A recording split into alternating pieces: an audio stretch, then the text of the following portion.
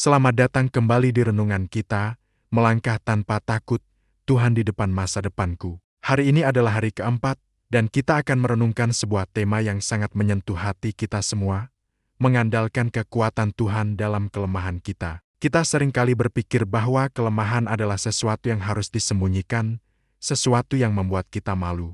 Namun, pernahkah kamu berpikir bahwa Tuhan justru seringkali menggunakan kelemahan kita untuk menunjukkan kekuatannya yang luar biasa? Mari kita mulai renungan ini dengan doa singkat. Roh Kudus, kami mohon pimpinanmu. Tunjukkanlah kepada kami bagaimana kelemahan kami bisa menjadi kekuatan di dalam Engkau. Amin. Firman Tuhan yang menjadi landasan kita hari ini diambil dari 2 Korintus 12 ayat ke-9.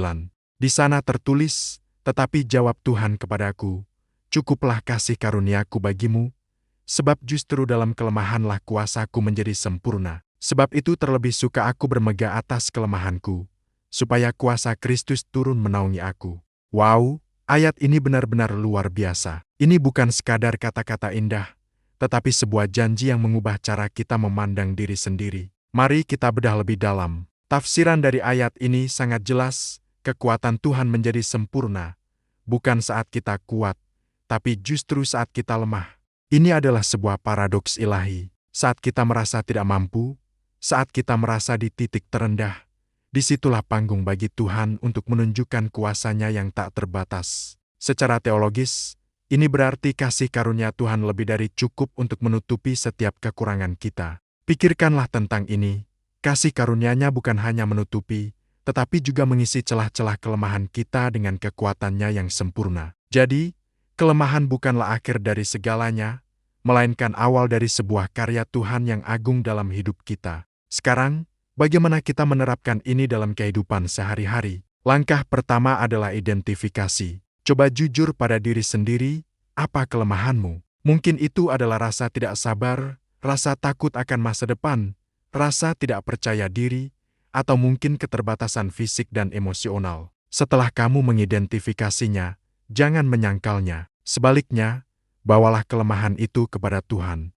Inilah implementasinya, berdoa dan secara spesifik meminta Tuhan untuk mengubah kelemahanmu menjadi kekuatan. Mintalah Dia untuk bekerja melalui area-area rapuh dalam hidupmu. Lihatlah kisah Rasul Paulus. Dia adalah seorang rasul yang hebat, tetapi dia juga memiliki duri dalam daging, sebuah kelemahan yang membuatnya terus-menerus bergantung pada Tuhan.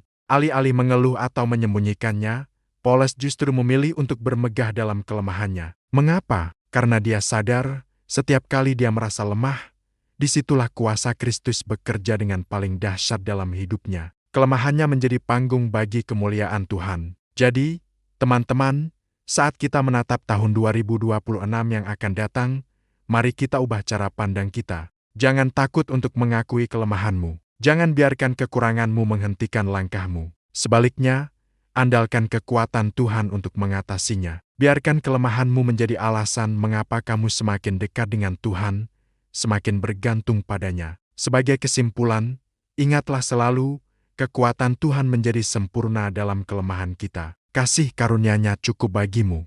Ini bukan hanya sebuah teori, ini adalah realitas yang bisa kita alami setiap hari. Mari kita tutup renungan ini dengan doa. Tuhan, kami datang di hadapan-Mu dengan segala kelemahan kami. Kami mohon, ubahlah kelemahan kami menjadi kekuatan di dalam Engkau. Biarlah kuasa-Mu menjadi nyata dalam hidup kami, sehingga dunia dapat melihat kemuliaan-Mu melalui kami. Semoga Tuhan memberkati kita semua dengan kekuatan yang baru, dengan keberanian untuk mengakui kelemahan kita, dan dengan iman untuk melihat kuasa-Nya bekerja. Amin. Terima kasih sudah mengikuti renungan hari ini. Jika kamu merasa diberkati, jangan lupa untuk like, share, dan subscribe agar tidak ketinggalan renungan selanjutnya. Sampai jumpa.